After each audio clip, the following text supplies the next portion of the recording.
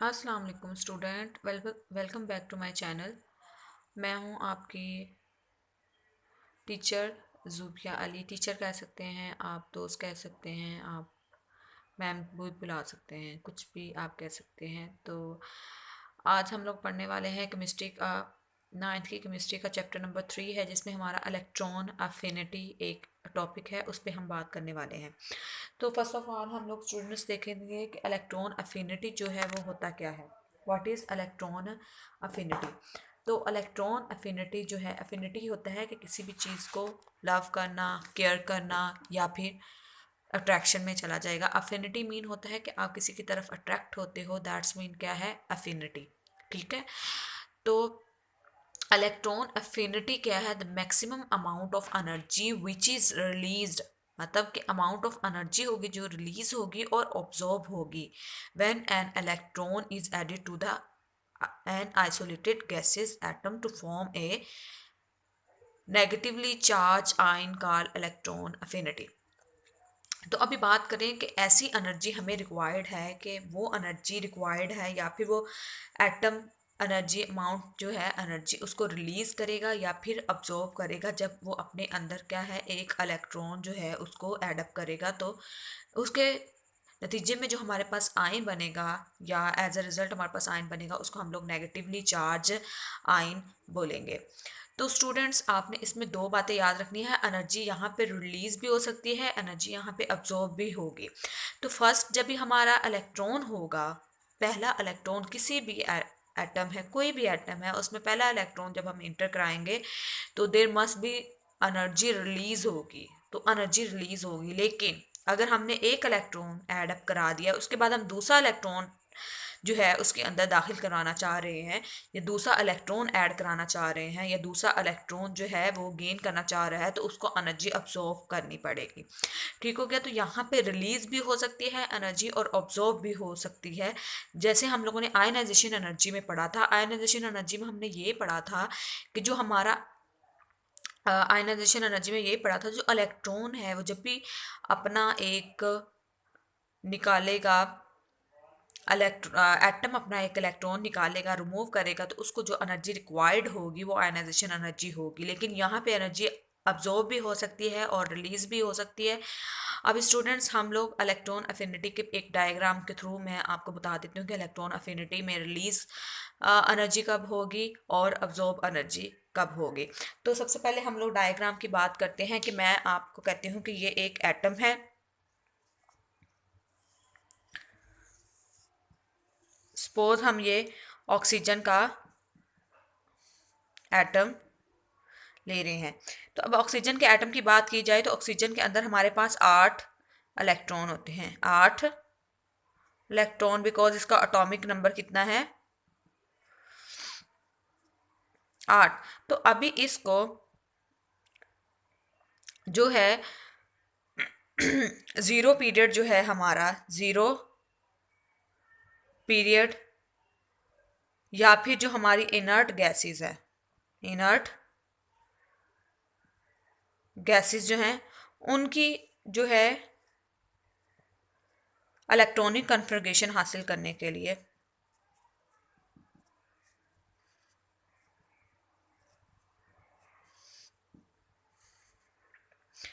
Electron जो है वो क्या करने पड़ेंगे,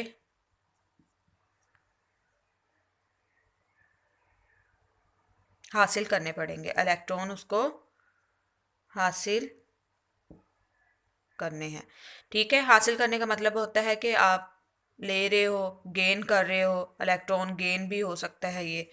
ठीक है। तो उसको इलेक्ट्रॉन दो हासिल करने पड़ेंगे। अभी हम देखें तो जो हमारा ऑक्सीजन है, इसको टू इलेक्ट्रॉन जो है ना वो रिक्वायर्ड है, टू इलेक्ट्रॉन रिक्वायर्ड है। अब इसके इलेक्ट्रॉनिक कन्फिग्रेशन को आपको पता है कि पहला शेल हमारा के है, दूसरा एल है, तीसरा एम है। पहले में सिर्फ एक सब शेल होता है, तो इसके इलेक्ट्रॉनिक कन्फिग्रेशन हम इधर लिखेंगे कि 1s, 2, 2s, 2, 2p, 4। तो 4, 5, 6, 7, 8। तो पहले शेल में कितने हमारे पास आएंगे, 2 इलेक्ट्रॉन। दूसरे शेल में हमारे पास आएंगे 6 इलेक्ट्रॉन, 4 5 एंड 6 इलेक्ट्रॉन। अब उसको 2 इलेक्ट्रॉन चाहिए। तो अभी जब भी वो पहला इलेक्ट्रॉन हासिल करेगा, पहला इलेक्ट्रॉन जो है वो हासिल करेगा और उसकी इलेक्ट्रॉनिक कन्फिगरेशन यूं होगी,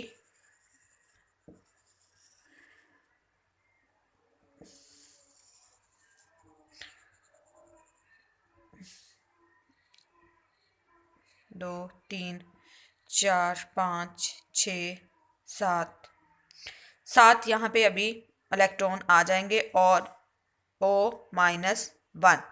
तो अभी जो ये एक इलेक्ट्रॉन लिया है उसने, तो इसके लिए एनर्जी जो है वो क्या करेगा, रिलीज करेगा, एनर्जी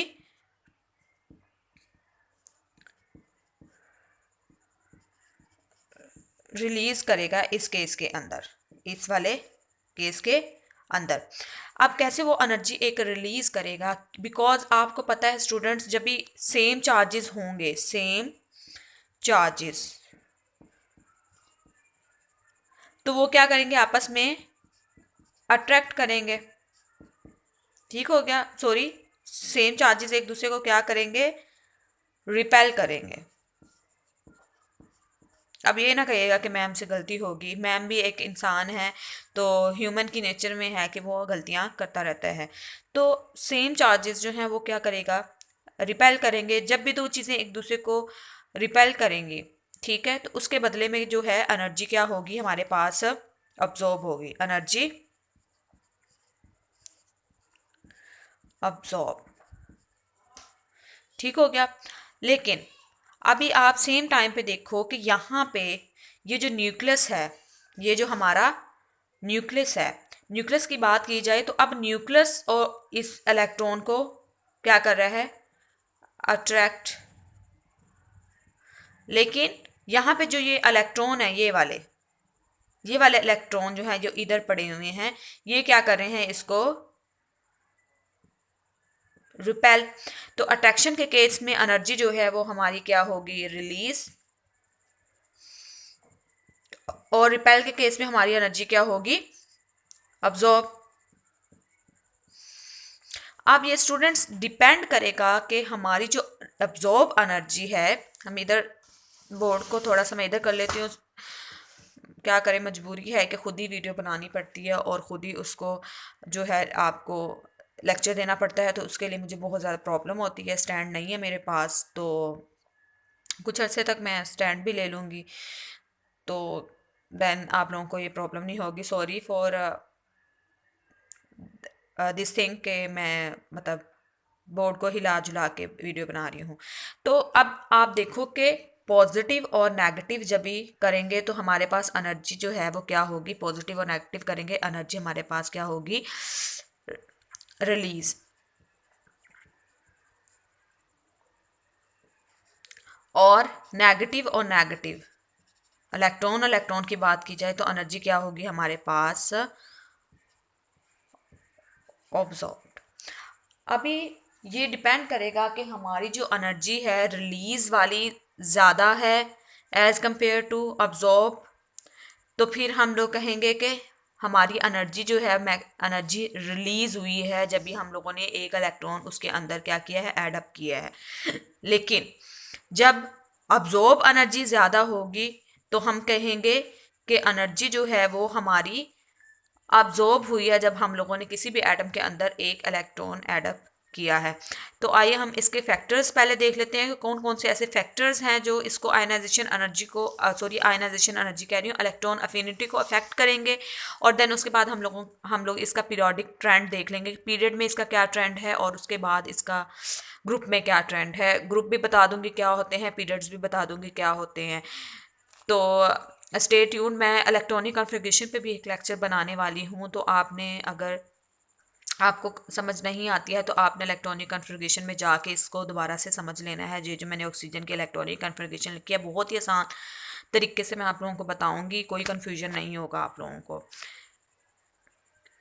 तो स्टूडेंट्स आप हम देखेंगे कि कौन कौन से ऐसे फैक्टर्स हैं। सबसे पहले तो हम इसकी जो है एक एग्जांपल देख लेते हैं कि फ्लोरीन जो है हमारा, फ्लोरीन है, आपको पता है फ्लोरीन के अंदर 9 इलेक्ट्रॉन्स होते हैं। अगर नहीं पता तो इलेक्ट्रॉनिक कॉन्फ़िगरेशन पे मैं एक लेक्चर बनाने वाली हूँ, इसके फ़ौरन बाद ही आपने वो भी साथ में देख लेना है। तो फ्लोरीन में क्या है, हमारे पास 9 इलेक्ट्रॉन होते हैं। तो उसकी इलेक्ट्रॉनिक कॉन्फ़िगरेशन लिखेंगे तो 1s2 2s2 2p 5। तो अब उसको रिक्वायर्ड इलेक्ट्रॉन जो है वो 1 है, रिक्वायर्ड इलेक्ट्रॉन जो है वो 1 है। तो अभी इसके इलेक्ट्रॉनिक कन्फिग्रेशन के हिसाब से 2 4 6 9। तो अभी क्या होता है कि एक इलेक्ट्रॉन जब इसके अंदर इंटर होता है या फिर ये ऐड अप करता है तो उसको जो एनर्जी रिलीज होती है हमारी वो कितनी होगी, 328 किलो जॉल मोल माइनस 1। तो उसके बाद जो हमारा आयन बनेगा वो होगा F माइनस, जब भी हम उसके अंदर एक इलेक्ट्रॉन ऐड करवाएंगे। ठीक हो गया। ये एनर्जी जिसके साथ माइनस साइन लगा होगा, तो स्टूडेंट्स आपको पता होना चाहिए कि जब भी किसी भी एनर्जी के साथ माइनस साइन होता है दैट्स मीन एनर्जी रिलीज हो रही है, और जब भी पॉजिटिव लगा होगा तो उसका क्या मतलब है, अब्जॉर्ब हो रही है। मैं इधर लिख देती हूँ, आप लोग इसको नोट डाउन कर लो कि एनर्जी जब भी अब्जॉर्ब्ड होगी तो पॉजिटिव साइन, और जब भी रिलीज होगी तो नेगेटिव साइन आएगा। तो बोहर का एटॉमिक मॉडल भी मैं आप लोगों को बताऊंगी, तो उसमें हम लोग पढ़ेंगे कि अब्जॉर्ब एनर्जी और रिलीज एनर्जी के साथ पॉजिटिव और नेगेटिव क्यों आता है। तो आइए हम लोग थोड़ा बात कर लेते हैं कि फैक्टर्स जो हैं वो कौन कौन से हैं जो कि इफेक्ट करेंगे इलेक्ट्रॉन अफिनिटी को। तो सबसे पहले हमारा जो फैक्टर है वो है न्यूक्लियर चार्ज, दूसरा फैक्टर है size of atom and number of shell and shielding effect. Nuclear charge की बात की जाए तो आप लोगों को पता है कि पीरियोडिक टेबल में दो जो हैं वो हमारे पास पैरामीटर्स हैं। एक हमारा होता है पीरियड, एक होता है ग्रुप। तो पीरियड की बात की जाए तो हमारा जो न्यूक्लियर चार्ज है, मैं इधर 1 लगा रही हूँ, 1 दैट्स मीन, तो वो इधर को क्या करेगा, इंक्रीज करेगा। न्यूक्लियर चार्ज इधर को क्या करेगा, इंक्रीज करेगा। 2 हमारा साइज ऑफ एटम, तो साइज ऑफ एटम जो है इधर को डिक्रीज होगा, left to right, left to right, left to right. ये क्या होगा, हमारा पहले वाला न्यूक्लियर चार्ज जो है वो इंक्रीज होगा और साइज ऑफ एटम डिक्रीज होगा पीरियड के अंदर। तो जब पीरियड की बात करते हैं तो अब न्यूक्लियर चार्ज क्या होता है, न्यूक्लियर चार्ज होता है कि हमारे एटम के अंदर जो है न्यूक्लियस है, न्यूक्लियस के अंदर हमारे कितने प्रोटॉन पड़े हैं, जितने ज़्यादा प्रोटॉन पड़े होंगे उतना ज़्यादा ही न्यूक्लियर चार्ज हमारा ज़्यादा होगा। तो अब जैसे हम हाइड्रोजन से हीलियम की तरफ जाते हैं, पहले पीरियड की बात करते हैं। हाइड्रोजन है और हीलियम है। हाइड्रोजन में हमारे पास एक प्रोटॉन है, हीलियम में हमारे पास 2 प्रोटॉन है, हीलियम का एटॉमिक नंबर 2 है। तो अब आप देखोगे कि हीलियम का एटॉमिक नंबर जो है वो 2 है, तो दैट्स मीन उसके अंदर प्रोटॉन ज़्यादा है, प्रोटॉन ज़्यादा है तो दैट्स मीन न्यूक्लियर चार्ज भी उसके अंदर ज़्यादा है। तो अब जिसका न्यूक्लियर चार्ज ज़्यादा होगा वो जल्दी से क्या करेगा, पॉजिटिव न्यूक्लियर ही अट्रैक्ट करेगा ना अपने इलेक्ट्रॉन को, बाहर वाले इलेक्ट्रॉन को एडअप करने के लिए उसको अट्रैक्ट करेगा, अपनी तरफ माइल करेगा और देन उसको अपने शेल के अंदर जो है ऐड कर लेगा। तो अभी वो जो न्यूक्लियस है ये सारा न्यूक्लियस का ही काम है कि उसको अट्रैक्ट करना है और अपने जो है शेल्स में एडअप करना है उस इलेक्ट्रॉन को टू अटेन इलेक्ट्रॉनिक कॉन्फ़िगरेशन। पहले पीरियड की बात करें तो उनकी जो एक इलेक्ट्रॉनिक कॉन्फ़िगरेशन है वो होगी 0 ग्रुप के अकॉर्डिंगली उनको चाहिए, तो वो होगी हमारे जो है 2, और उसके बाद है हमारी 8 ठीक होगी स्टूडेंट बात। अभी क्या है इलेक्ट्रॉनिक कॉन्फ़िगरेशन की मैं दोबारा बता रही हूँ कि मैं एक अलग से लेक्चर डालूंगी, आपने वो भी इसको लाजमी देख लेना। आप उसको देखोगे तो फिर आपको चीज़ों को समझ में आएंगी। अभी साइज़ ऑफ एटम की बात करें तो साइज़ ऑफ एटम डिक्रीज़ क्यों हो रहा है, साइज़ ऑफ एटम इसलिए डिक्रीज़ हो रहा है कि हमारे नंबर ऑफ़ शेल जो हैं, नंबर ऑफ़ शेल जो हैं वो सेम रहते हैं किसी भी पीरियड के अंदर। पीरियड के अंदर नंबर ऑफ़ शेल क्या रहेंगे, same. Number of shell period के अंदर सेम रहेंगे, नंबर ऑफ शेल सेम रहेंगे, तो उसकी वजह से क्या होगा कि जो हमारे इलेक्ट्रॉन तो बढ़ रहे हैं और नंबर ऑफ प्रोटॉन भी बढ़ रहे हैं, लेकिन नंबर ऑफ शेल जो है वो नहीं बढ़ा, जिसकी वजह से न्यूक्लियस जो है अपने आउटरमोस्ट इलेक्ट्रॉन को बहुत अच्छी तरह से ग्रिप करके अपनी तरफ अट्रैक्ट करके रखता है अपने चार्ज की वजह से, जिसकी वजह से उसका साइज़ बहुत कम हो जाता है। तो नंबर ऑफ शेल जो है पीरियड में सेम रहते हैं, लेकिन ग्रुप में नंबर ऑफ शेल इंक्रीज करते हैं। शील्डिंग इफेक्ट की बात की जाए तो ग्रुप के अंदर शील्डिंग इफेक्ट ज़्यादा होता है। मैंने आप लोगों को आयनाइजेशन एनर्जी में अच्छे से बताया था कि शील्डिंग इफेक्ट क्या होता है। शील्डिंग इफेक्ट होता है कि जब भी कोई जो इनर इलेक्ट्रॉन होते हैं, मतलब न्यूक्लियस और आउटर मोस्ट इलेक्ट्रॉन के दरमियान जो इनर इलेक्ट्रॉन होंगे, उन इलेक्ट्रॉन को जो बाहर वाले इलेक्ट्रॉन को जब न्यूक्लियस अट्रैक्ट करेगा तो ये इनर इलेक्ट्रॉन उसको रिपेल करेंगे कि वो हमारे अंदर जो है वो ना आ पाए। तो उस इफ़ेक्ट को हम लोग कहेंगे शील्डिंग इफ़ेक्ट। ठीक होगी बात स्टूडेंट। तो अभी हम लोग पढ़ लेते हैं कि पीरियड्स में इनका क्या ट्रेंड होगा और उसके बाद हमारा जो है ग्रुप में जो इलेक्ट्रॉन अफिनिटी है इसका ट्रेंड क्या होगा। तो स्टूडेंट्स हम देखेंगे कि इसका ट्रेंड क्या है पीरियड के अंदर और ग्रुप के अंदर। तो पहले पीरियड की बात कर लेते हैं। तो पीरियड के अंदर मैंने अभी आप लोगों को चीज़ें बताई हैं कि कौन कौन सी चीज़ें जो है। न्यूक्लियर चार्ज की बात की जाए, सबसे पहले तो हमारा न्यूक्लियर चार्ज बहुत इंपॉर्टेंट है इलेक्ट्रॉन अफिनिटी के मामले में। तो न्यूक्लियर चार्ज जो है ग्रुप के अंदर, न्यूक्लियर चार्ज जो है हमारा, वो न्यूक्लियर चार्ज क्या होगा ग्रुप में लेफ्ट टू राइट हमारा पीरियड में इंक्रीज होगा। न्यूक्लियर चार्ज इंक्रीज होगा, एटॉमिक साइज डिक्रीज होगा। एटॉमिक साइज डिक्रीज, तो इसीलिए हमें ज़्यादा एनर्जी जो है वो रिलीज होगी किसी भी इलेक्ट्रॉन को एडअप करने के लिए। जैसे कि मैं बात करती हूँ कि कोई भी हाइड्रोजन है, सपोज हाइड्रोजन एक इलेक्ट्रॉन लेता है, ठीक हो गया। तो हाइड्रोजन जब भी एक इलेक्ट्रॉन लेगा तो एक ही प्रोटॉन उसके अंदर है, एक ही इलेक्ट्रॉन है उसको रिपेल करने के लिए। तो एक शेल है, तो शेल नंबर कम है, नंबर ऑफ शेल जो है वो सेम है, number of shell remain same, मतलब पीरियड के अंदर वो क्या रहेंगे, सेम रहेंगे नंबर ऑफ शेल। तो अब नंबर ऑफ शेल सेम रहेंगे, दैट्स मीन के जो हमारा आउटर मोस्ट इलेक्ट्रॉन जो हमें ऐड करवाना है, जो हम लोगों ने अडॉप्ट करना है इलेक्ट्रॉन, वो इलेक्ट्रॉन जो है वो हमारे न्यूक्लियस के बहुत ज़्यादा पास है, क्योंकि हमारा एटॉमिक साइज रिड्यूस है, बहुत कम एटॉमिक साइज है। न्यूक्लियर चार्ज इंक्रीज है, मतलब पॉजिटिव चार्ज जो है वो नेगेटिव को बड़े ऐसे मतलब बहुत पावर के साथ अपनी तरफ उसको खींच रहा हुआ है। नंबर ऑफ शेल जो है उसके रिमेन सेम रह रहे हैं। दैट्स मीन जो है लेफ्ट टू राइट जो है वो हमारी इलेक्ट्रॉन एफिनिटी जो है वो क्या करेगी, इंक्रीज करेगी। सेम केस अगर ट्रेंड इन ग्रुप की बात करें तो ट्रेंड इन ग्रुप में वही सेम बातें, नंबर ऑफ शेल जो है हमारा वो क्या होंगे, increase, atomic size increase, nuclear charge reduce. उसके बाद हमारा जो है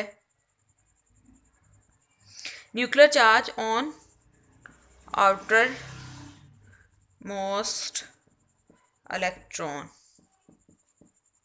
ठीक हो गया, ये भी कम होगा। उसके बाद शील्डिंग इफेक्ट की बात की जाए तो शील्डिंग इफेक्ट भाई हमारा जो है ना पीक पे होता है, बट टॉप से बॉटम पे। शील्डिंग इफेक्ट इंक्रीज है, दैट्स मीन जो हमारे इलेक्ट्रॉन न्यूक्लियस और जो हमारा आउटर मोस्ट इलेक्ट्रॉन है उनके दरमियान क्या बन जाते हैं, हाइल हो जाते हैं।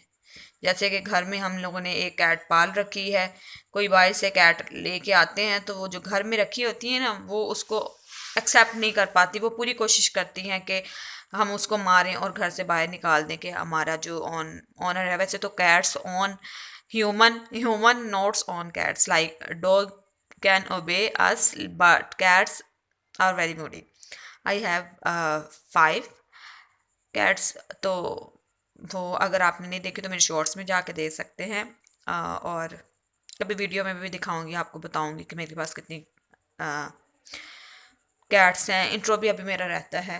तो अभी वो जो इलेक्ट्रॉन जो है वो इंटर करेगा इसके अंदर, जब भी दाखिल होगा या फिर अडॉप्ट करेगा ये वाला एटम, तो अभी देखो कि आप कि पॉजिटिव चार्ज तो उसको अपनी तरफ अट्रैक्ट कर रहा है, लेकिन जो ये सारे इलेक्ट्रॉन पड़े हैं नेगेटिव नेगेटिव उसको अपने से दूर रिपेल कर रहा है।